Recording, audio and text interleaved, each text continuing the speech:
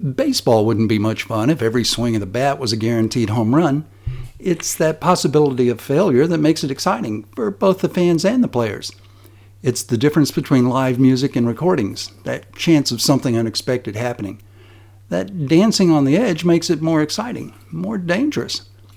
Boerne School District Superintendent Thomas Price believes putting students in those situations heightens the learning experience and encourages better performance. And he's here to help me raise the educational bar. Welcome to BexarCast.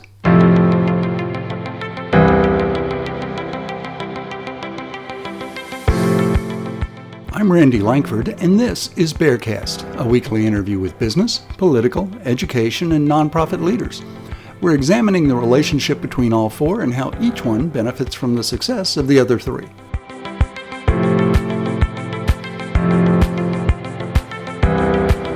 Growing up in Houston, Tommy Price was far from a model student.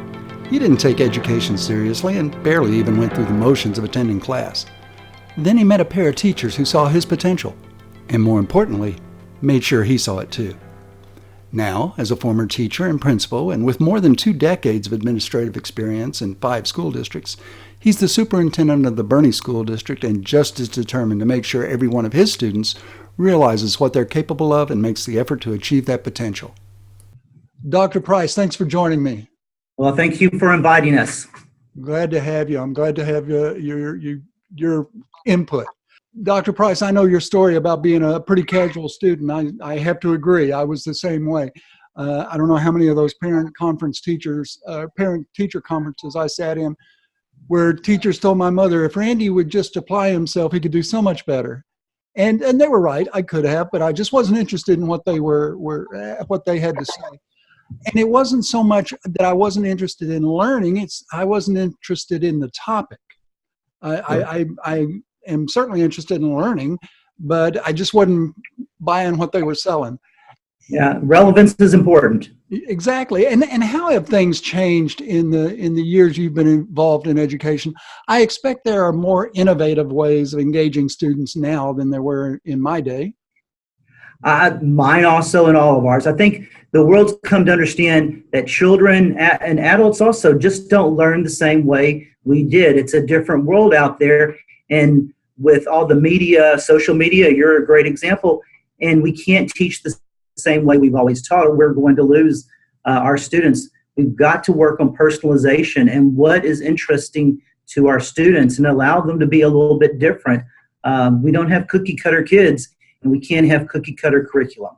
Exactly. And you make a very good point with the social media aspect, that there's so much information coming at kids from so many different directions that if you can't engage them almost immediately and keep them engaged over a period of time, they're on to the next thing. And that's not a short attention span. I don't blame the kids for that. No.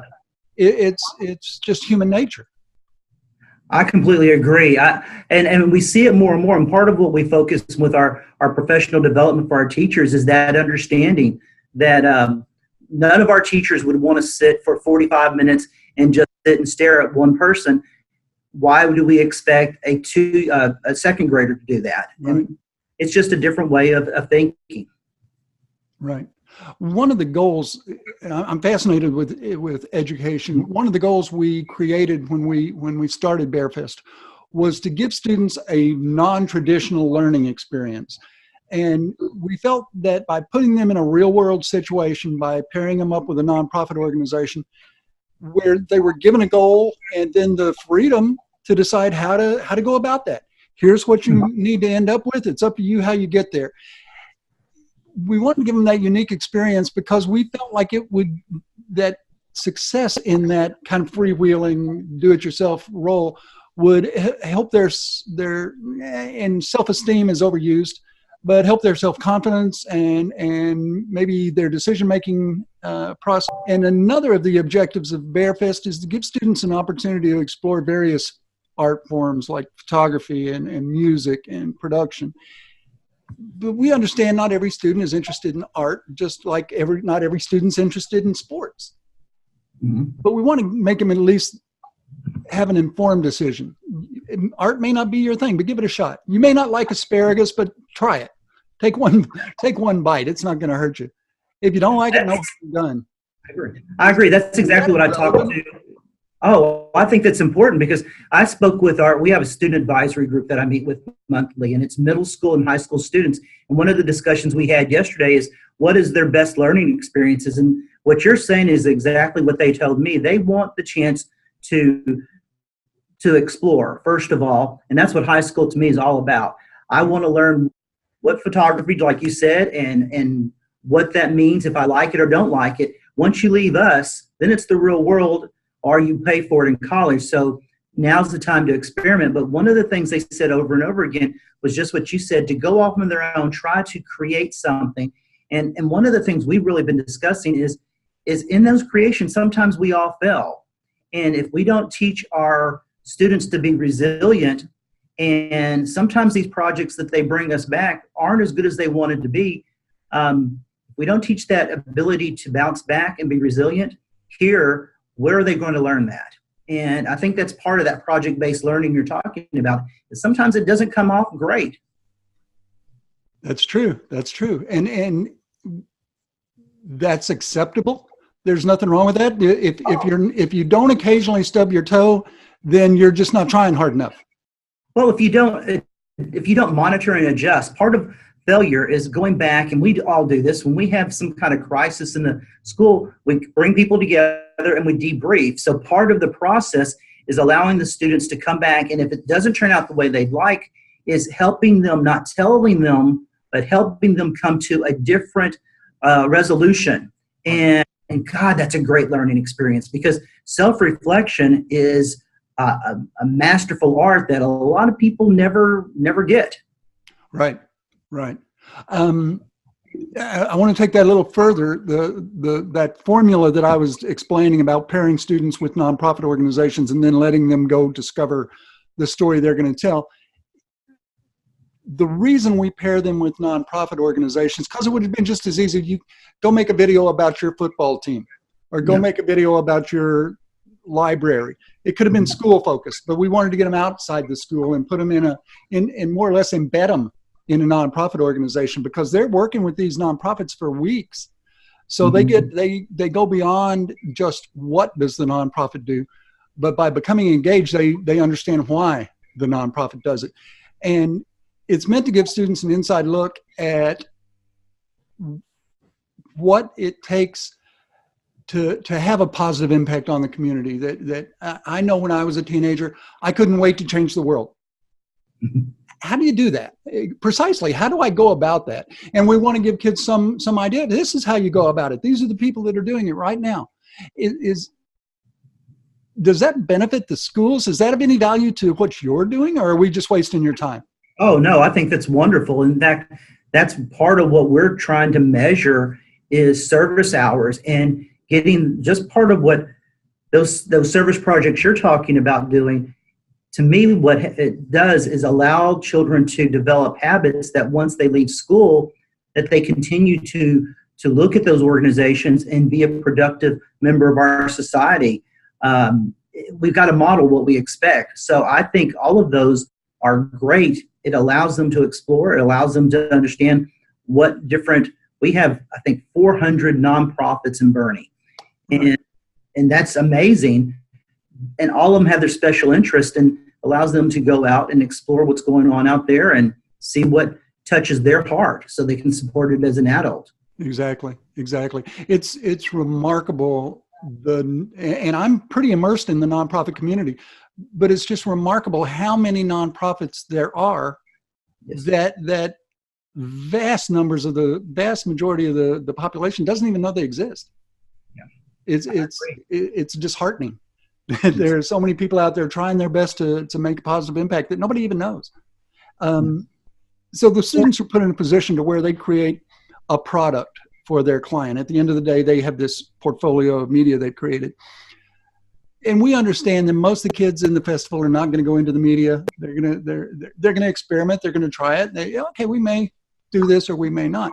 But one of the things we found is that by participating in the festival, kids are learning time management and resource allocation and communications and all these, what people refer to as soft skills, but that are applicable in any field.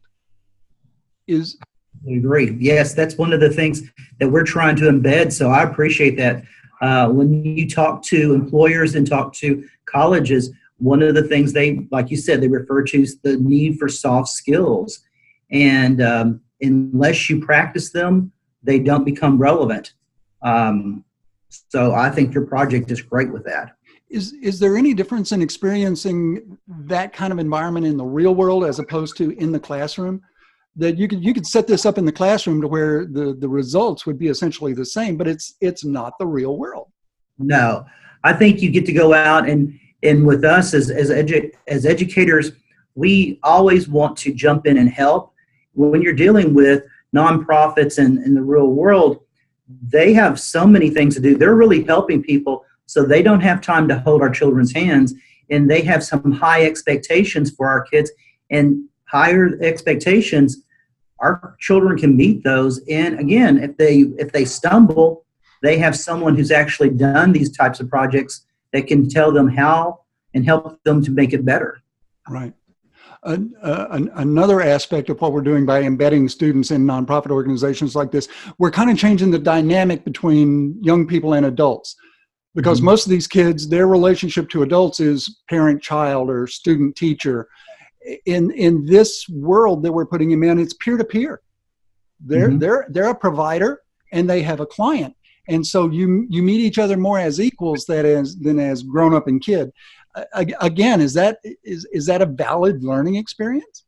Oh, I think so. The more we give them any type of experience where they can use their imagination and be treated as an equal. And you're right. You walk into any of our classrooms, and we have a great entrepreneur class, but in it, there's obviously a teacher and a student relationship that we're used to. But the situations you're putting the students in, it allows them to be seen more. And I think in that project, it goes back to responsibility and high expectations. We work to where we work to our abilities and the abilities that people put into us and the expectations around us. Live up to what's expected of you. You've set the bar higher, I'll jump higher. Yep. One of the other things we found is that when students engage with BexarCast, their first reaction is, oh, this will be fun. This is kind of something out of the ordinary. We're going to go make a video. We'll make some music. It's going to be fun. It's a lark. Then they meet the nonprofit. Then they meet the people whose lives they're actually impacting. And it's almost like you throw a switch. You can see the kids just the switch flips, and they suddenly become much more serious. That this isn't a game. These are real people with real issues, and they're really counting on us to step up and help them resolve that. And it's remarkable to see how quickly and how wholeheartedly they accept it. The kids, gimme, let me add it. I will take that burden. Again, that seems like something that would be of value in the classroom. It doesn't happen in the classroom, but it's of value in the classroom. Well, a lot of the research right now is saying successful students have empathy skills, and what you're developing is those empathy skills. But if our children are never exposed to what the nonprofits are trying to do, they don't understand until you actually see it in action. You can talk about homeless all you want until you actually see homeless. You can talk about helping some of our elderly folks that are out there, and until you're actually helping them, that's when it becomes the true experience and becomes personalized, and that empathy kicks in. So we can read about it in the classroom, but actually doing is so much better. There's nothing like being thrown into the deep end and sink or swim. Yes. And we try not to make it that dramatic a situation, but we do let the kids, this is up to you. You're going to decide how this goes. And it's interesting to see how they respond to that when they engage with the nonprofit and they treat the nonprofit like their client, well, then the nonprofit turns around and treats them like our vendor. Yes. You're the creative team here. Tell us what you're going to do. And it puts the kids kind of puts them on the spot. But again, like you were saying, it raises the bar. What do you got? Show me what you got. And the kids respond to it. More often than not, they love it. Well, and one of the things that I think is really good about that is we're so grade dependent, A, B, C, D. This is something you don't put A, B, C, D on. And again, real world, you don't. And that's an experience. One of the things that I don't want when I talked to our students of character yesterday at the student advisory was the fixation on focus on grades. And that's when they talked about projects, that why they liked it, because it wasn't so much a focus on grades as a focus on themselves and growing themselves. And that's exactly what you're doing. And it's interesting that you raised that point, because we made the festival a team competition very deliberately. It's not two different kids from Boerne Champion are competing against each other. No, we're a team, and we're relying on each other. And what we found, and this is interesting, one of the teachers was telling me that one of the unintended consequences that he saw among his students was the seniors and the interclassmen collaborating. That freshmen don't talk to seniors. Seniors don't have lunch with freshmen. But all of a sudden they became relying on each other and working towards a common cause, that now that those walls have kind of come down. And I remember when I was in high school, I knew my place. I'm a freshman. I don't talk to seniors. I'm a senior. I don't talk to freshmen. But that seems to be going away. And is again, I'll take your expertise on the value of that. Oh, I can tell you, I have adults who are wonderful that don't know how to collaborate. And so you're teaching them a lifelong skill because you're forcing them into a team. And a lot of the students I know that you deal with are individually gifted and they've always been successful. So making them work in a new dynamic is stretching them, and it's a value for them for the rest of their lives, because there's very few jobs anymore that you don't have to collaborate. It may be like we're doing over the internet, but you are collaborating with people. It's Absolutely. Not a nice. And the another thing that the teachers who have participated in the festival have told me that they've seen is kids tend to, the creative kids especially, tend to isolate themselves. They're self-isolated. That I'm fine with working on my computer, drawing, being alone, working inside my own head. And now they have to step out of that. I can't just work inside my own head anymore. And again, they resonate to it. They relish it. That I do have an opinion and I'm entitled to it. I'm going to express it and I'll take your feedback. But they become more engaged with other kids. And that was never our intent, but yay. I agree. You're right. A lot of our children are very confident in themselves because they've taken care of themselves, but they're used to getting that ABC grade. And so I don't trust anyone to help me that may bring me to a B. Right. So you're in this real life collaboration. You don't give them a choice. They have to trust each other. And what they soon find out, if they don't, whenever I've seen them in collaboration, if they don't trust each other, they don't work as a team. They also they find out they fail as a team. And again, that's a good lesson in life. And where we want our children to learn that perseverance is in high school. So you give them a great avenue for that. Well, thank you very much, Dr. Price. I appreciate you taking the time to chat with me, and I appreciate your insights. And I look forward to having the Boerne schools in this year's festival. They're a great bunch. Well, thank you for having us, and I know we're excited about participating. So thank you. You have a great day. You too. Thanks so much.